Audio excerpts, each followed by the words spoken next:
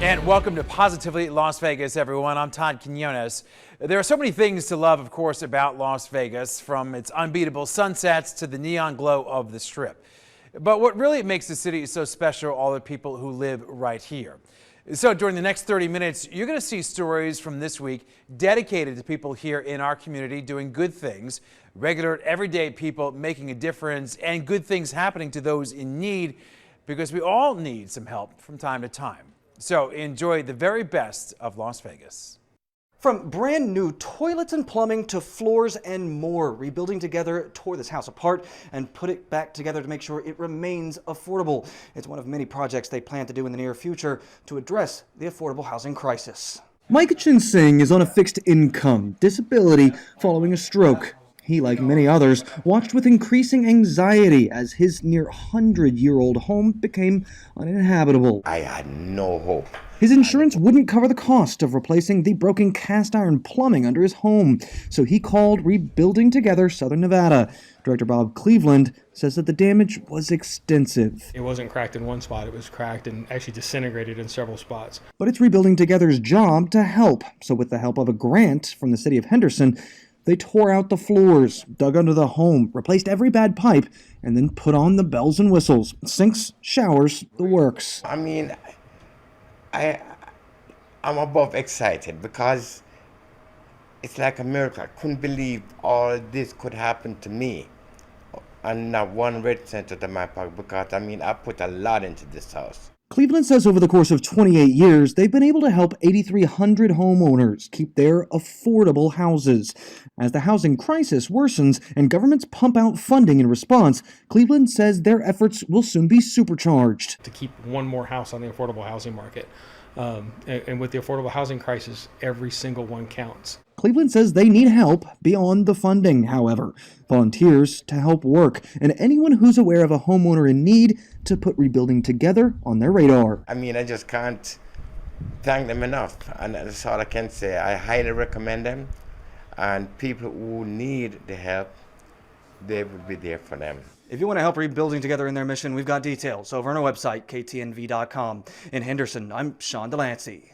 The NFL draft is, of course, bringing in scouts, recruits, and football legends to Las Vegas to talk serious football. But while the NFL is all about the game, it's also about driving a sense of community and charity to the goal line. Bree Guy reports. To put something in the ground, to see it blossom and to see it grow speaks volumes. NFL Green is behind a community beautification project. Its goal? To leave a green footprint in cities that host NFL events. They planted 32 pine trees in North Las Vegas parks and will plant trees and other drought-tolerant landscaping at Springs Preserve on Tuesday. It's more than a game. It's more than the NFL draft experience.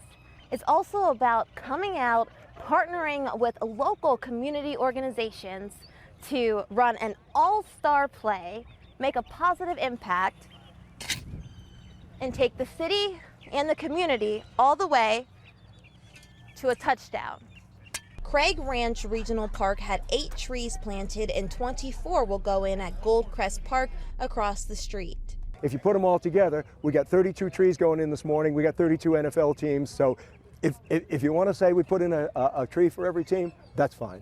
Jack Groh, the NFL Environmental Program Director, says that the league has taken a long and hard look over the past 30 years on the environmental impact of the Super Bowl and other big football events on cities, opting to target green improvements in low-income communities, like some with urban heat islands like North Las Vegas.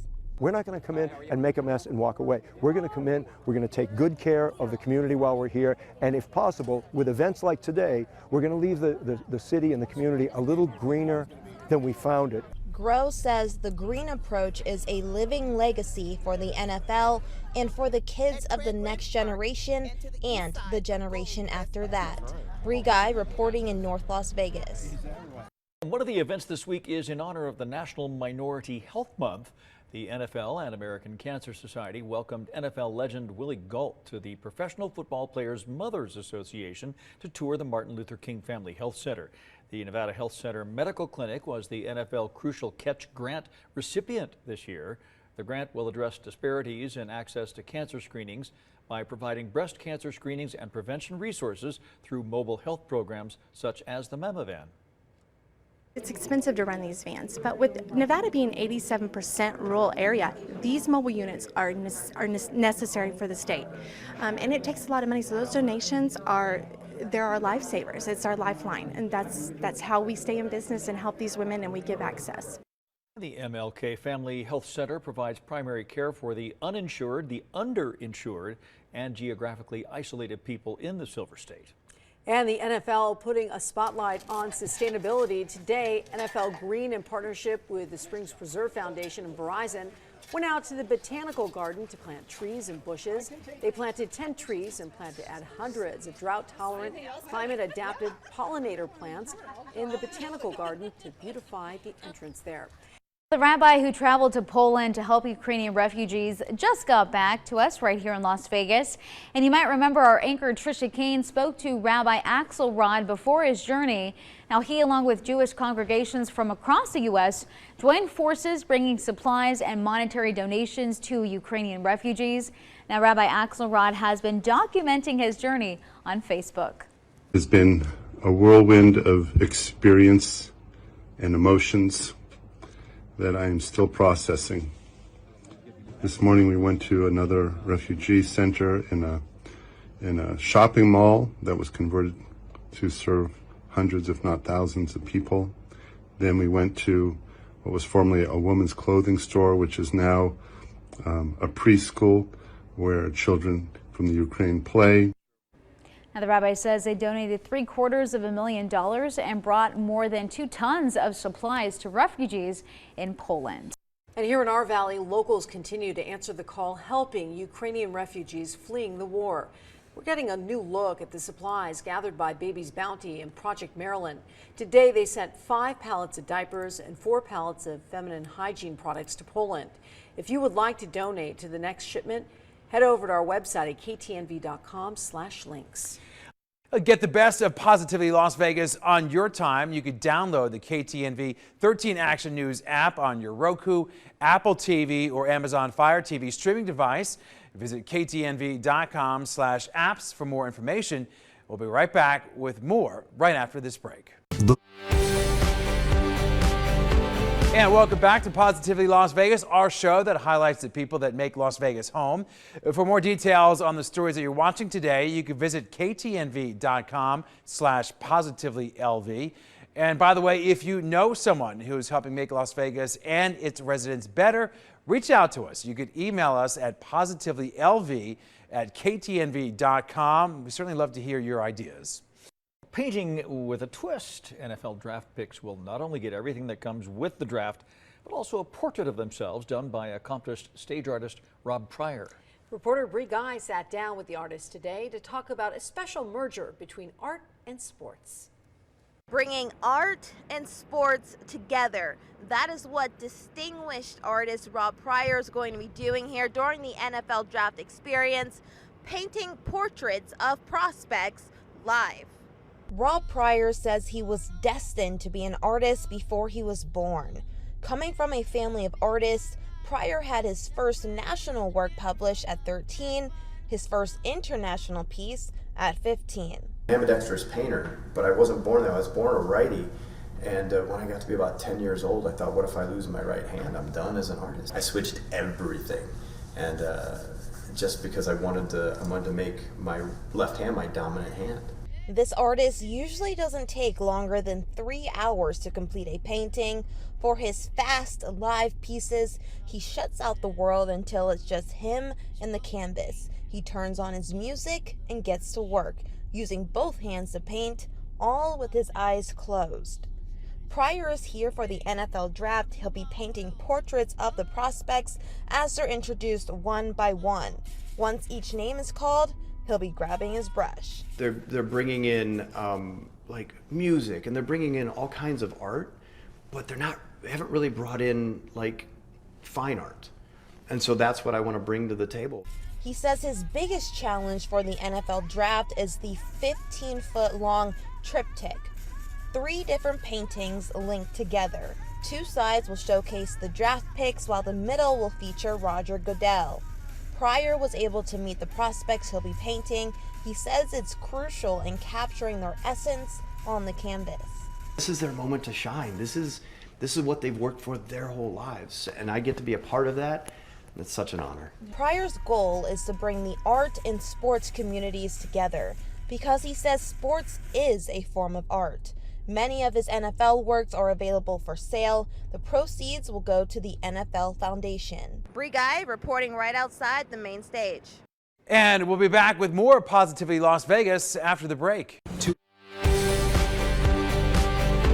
And welcome back to Positively Las Vegas, our show that highlights the people that make Las Vegas home. For more details on the stories that you're watching today, you can visit ktnv.com/positivelylv. And by the way, if you know someone who's helping make Las Vegas and its residents better, reach out to us. You could email us at positivelylv@ktnv.com. We certainly love to hear your ideas. Right now, we are just days away from the start of Asian American and Pacific Islander Heritage Month, and downtown Summerlin wants to help kick things off. We have a beautiful celebration planned. Today's Vegas Like a Local, we are taking a sneak peek of the first Lay Day Parade, this celebration of rich heritage of the Hawaiian and Pacific Islands. Kananika Dawes is a kuma hula, the person that teaches hula dancing. She says she had to go through rigorous training to get to where she is. It's very important to my life. It is my piko, it is my heart. When you watch a hula performance, she says to pay close attention to the costumes they're wearing and the colors, because they all tell a story, something you'll see at this year's Lay Day Parade in downtown Summerlin. Well, you're going to see a slew of hula dancers. You're also going to see Polynesian dancing. So I estimate we'll have about 100 to 150, maybe more. Here's a sneak peek of what you'll hear and see. Ai ula no veo. Ula ula no veola la e kala ela papua ilimala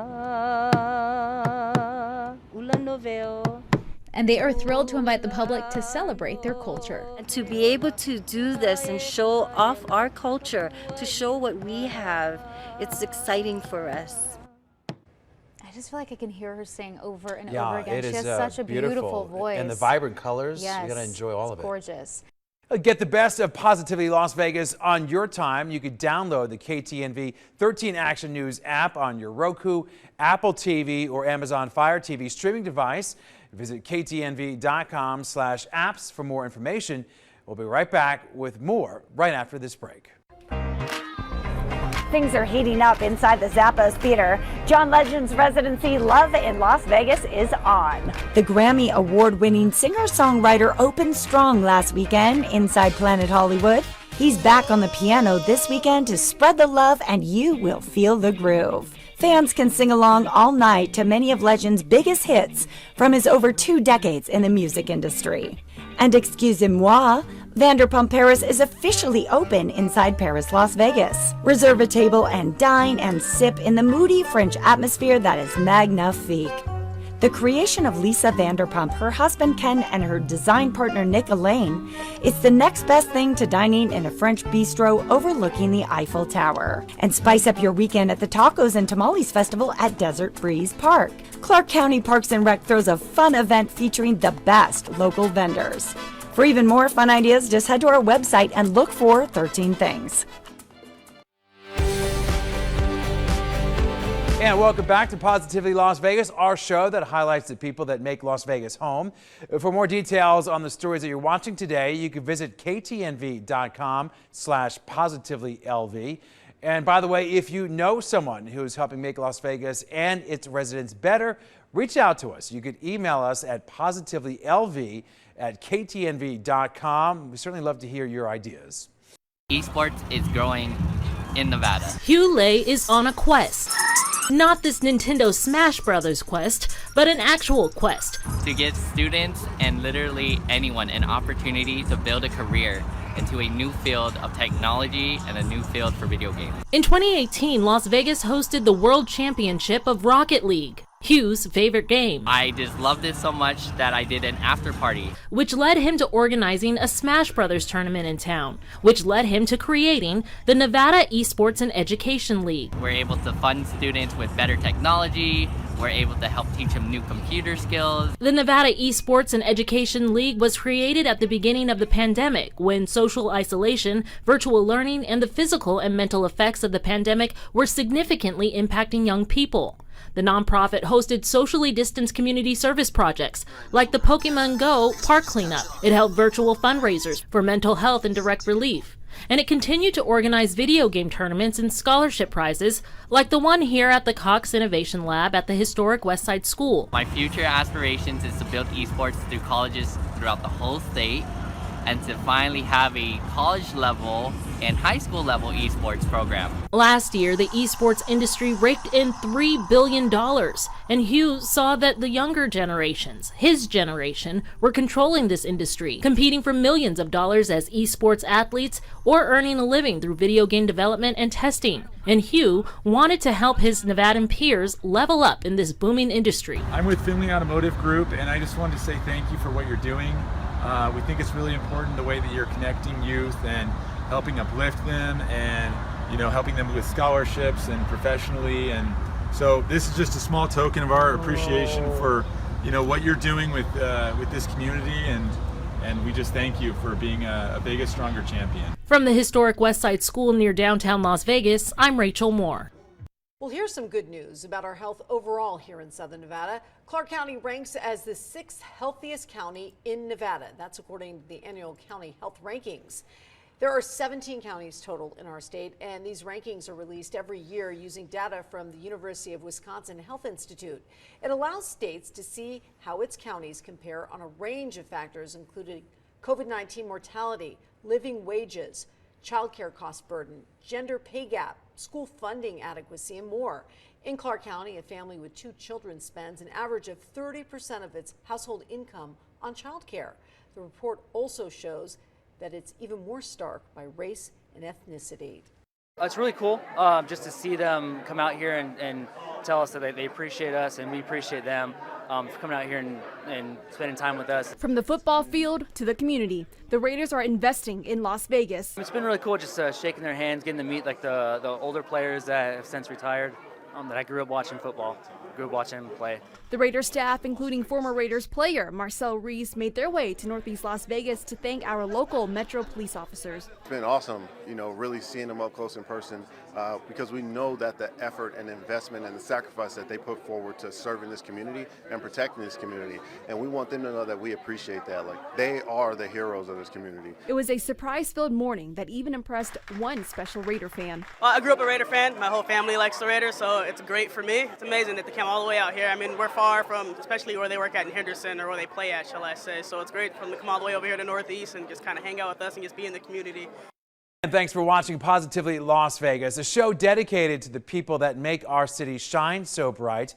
By the way, if you missed any part of this week's program, just hit the back button on your remote and then scroll down until you see Positively Las Vegas. Or if you want, you can visit ktnv.com/positivelylv to find more stories like these on our website. Stay tuned for more from 13 Action News after the break, and also check us out anytime right here on KTNV, streaming Las Vegas news on your time.